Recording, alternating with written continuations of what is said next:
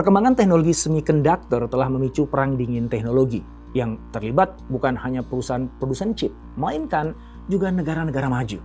Mereka bergerak cepat untuk melindungi kepentingan negaranya dan berupaya mati-matian untuk jadi penguasa teknologi chip. Karena memang pemenang dari perang teknologi ini akan mampu menentukan arah politik global masa depan. Tapi, mungkinkah sebuah negara atau satu negara bisa menguasai teknologi ini sendirian? Kalau bisa, negara yang mana? Dan gimana caranya? Lalu bagaimana dengan posisi Indonesia? Apa yang bisa kita lakukan? Yuk, kita cari tahu.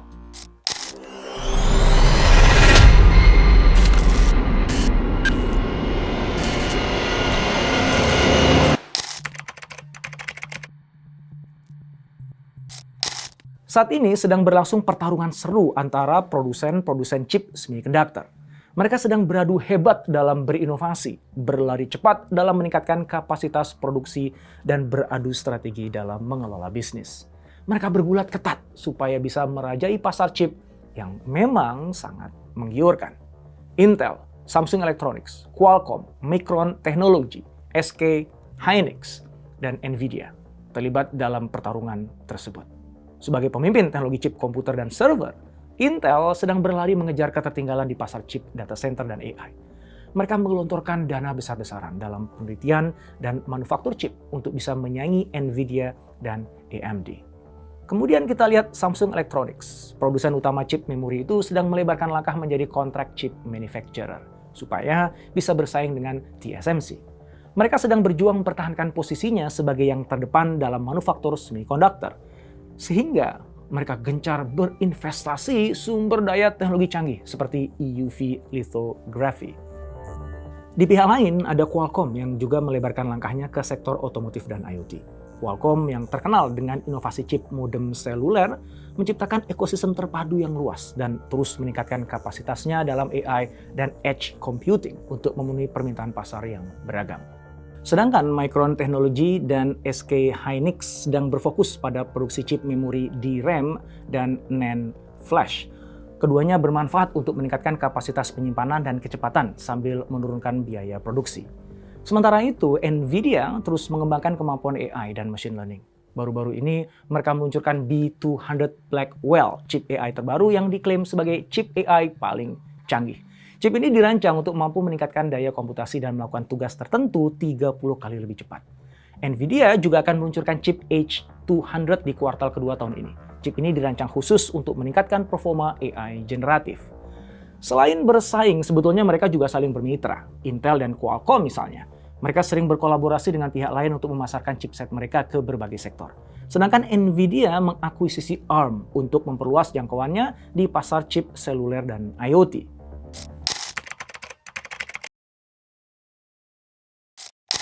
Persaingan menguasai teknologi chip semiconductor sebetulnya tidak hanya terjadi di area bisnis, karena persaingan serupa sudah meluas ke ranah politik. Amerika dan China beserta negara-negara besar lain sudah saling mengungguli satu sama lain dalam kemajuan teknologi ini. Bahkan saling memproteksi sumber daya yang mereka miliki masing-masing. Di era digital sekarang, chip memang sudah menjadi simbol kemajuan, kehebatan, dan kekuatan sebuah negara. Oleh karena itu, negara-negara tersebut melakukan berbagai cara untuk meningkatkan kemampuan teknologinya dan menguatkan daya cengkram mereka terhadap penguasaan teknologi chip. Amerika Serikat baru-baru ini menerbitkan CHIPS, CHIPS, dan Science Act 2022 yang ditujukan untuk menghidupkan kembali kemampuan manufaktur semikonduktornya dan memperkuat rantai pasokan. Tapi yang paling penting adalah untuk menyiasati kebangkitan teknologi China. Amerika Serikat berusaha mengamputasi kemampuan China dalam memproduksi sirkuit terintegrasi canggih dengan cara mengontrol ekspor chip dan teknologi pembuatannya. Namun tentu aja China nggak akan tinggal diam. Mereka mengontrol pemanfaatan gallium dan germanium yang nggak lain adalah material esensial dalam pembuatan sebuah chip. China juga meningkatkan kemandirian mereka dalam menguasai teknologi semiconductor. Nah, ketika kedua negara adidaya itu berseteru, Eropa juga nggak mau terjebak. Komisi Eropa pun menerbitkan EU Chips Act yang ditujukan untuk meningkatkan investasi substansial dalam ekosistem semikonduktor EU dan memperkuat kemitraan internasional.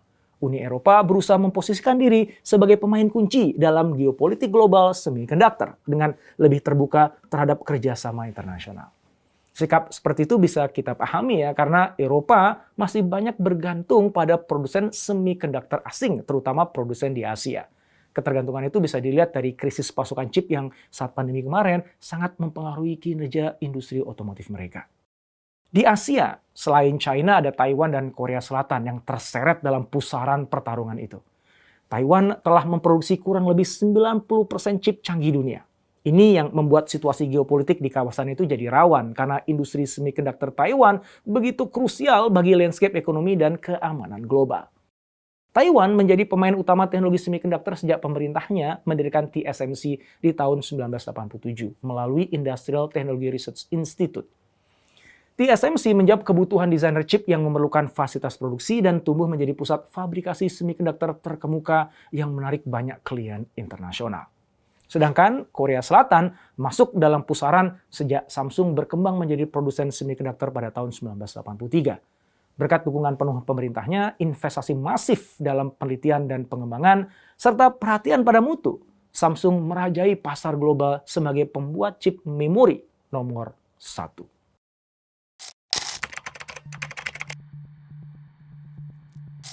Negara memiliki kepentingan untuk menguasai teknologi. Fakta sejarah menunjukkan bahwa inovasi teknologi adalah katalis perubahan sosial dan geopolitik.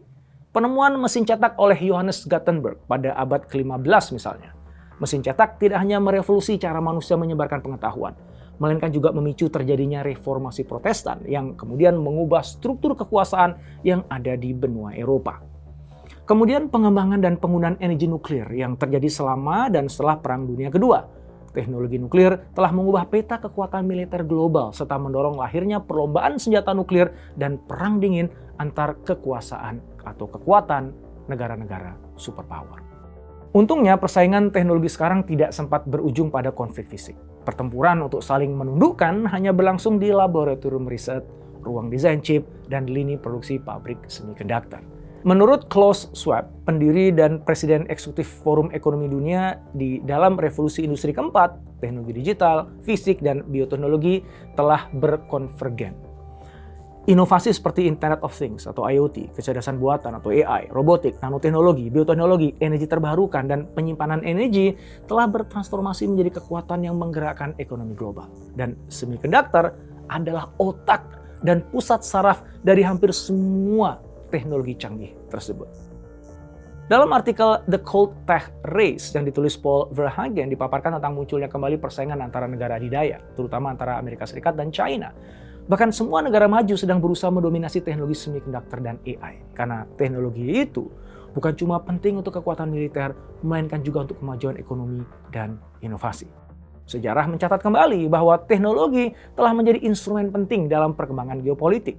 Jadi, negara manapun yang sekarang mampu menguasai produksi dan inovasi semiconductor dan AI, maka dialah penentu arah politik global masa depan.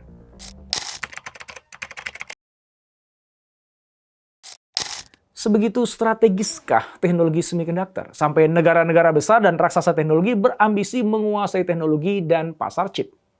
Jelas ya, karena chip merupakan otak dan jantung dari hampir setiap perangkat elektronik canggih. Mulai dari roket hingga kulkas yang semakin pintar.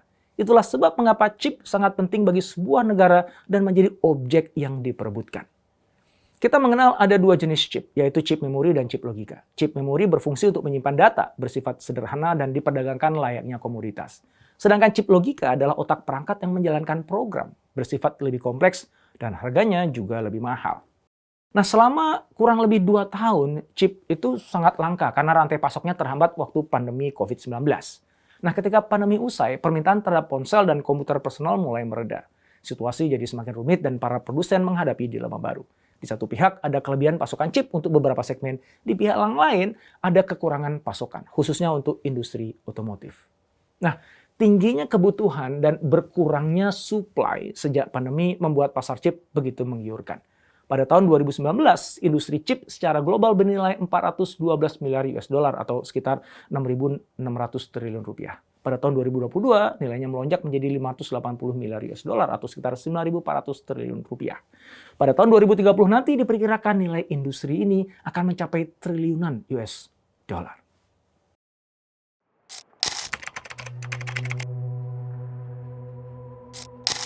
Dalam konteks saat ini, upaya-upaya berbagai negara untuk memproteksi industri semiconductor dan memperkuat kedaulatan teknologinya sebenarnya agak aneh. Karena sebuah chip tercipta dari rantai pasokan semiconductor global yang sangat kompleks dan membuat berbagai negara saling tergantung satu sama lainnya. Usaha seperti mengisolasi produksi chip dalam negeri masing-masing dari pengaruh luar kayaknya nggak gampang untuk dilakukan. Saling ketergantungan itu bisa kita lihat misalnya di dalam produksi chip yang dilakukan ARM Group. Ini adalah produsen chip yang berbasis di Inggris, tetapi dimiliki investor Jepang. Sedangkan tim engineer-nya berasal dari California dan Israel. Mereka bekerja menggunakan software desain dari Amerika Serikat yang hasilnya kemudian dikirim ke Taiwan. Ketika Taiwan memprosesnya di sebuah fasilitas produksi, mereka menggunakan wafer silikon ultra murni dan gas khusus dari Jepang. Di Taiwan, desain itu kemudian diukir ke dalam silikon menggunakan mesin presisi tinggi yang bisa mengukir, menumpuk, dan mengukur lapisan material setebal beberapa atom. Mesin-mesin tersebut sebagian besar diproduksi di Belanda, Jepang, dan California. Kemudian setelah chipnya jadi nih, mereka dikemas dan diuji. Dan itu terjadi seringkali di Asia Tenggara. Sebelum akhirnya dikirim ke China untuk dirakit menjadi ponsel atau komputer. Jadi pada umumnya proses mendesain chip dilakukan di Amerika, terus diproduksi di Taiwan atau di Korea Selatan dan dikemas di China untuk menjadi produk akhir yang siap dibeli konsumen. Tapi lucunya, baik China ataupun Amerika Serikat ternyata masih sangat tergantung pada Eropa dalam pembuatan otak elektronik modern ini. Nah, kompleks kan? Chris Miller, penulis buku Chip War, mengatakan bahwa tanpa mesin dari Belanda, pembuatan chip canggih tidak mungkin dilakukan. Dalam hal ini, perusahaan Belanda ASML Holding adalah satu-satunya perusahaan yang menyediakan mesin litografi esensial untuk membuat semiconductor kelas atas. Nah, di sini kita melihat bahwasannya proses pembuatan semiconductor itu rumit dan membuat banyak negara dan perusahaan global saling bergantung satu sama lain. Oleh karena itu, Nicholas Poitiers dari lembaga riset Bruegel mengatakan, kita melihat ada pembagian kerja secara global dengan negara dan ekonomi yang berbeda memainkan peran spesifik dalam rantai nilai. Itulah sebabnya mengapa keinginan berbagai negara untuk memproteksi produksi semiconductor saat ini nyaris percuma dilakukan. Karena faktanya mereka masih saling tergantung satu sama lainnya.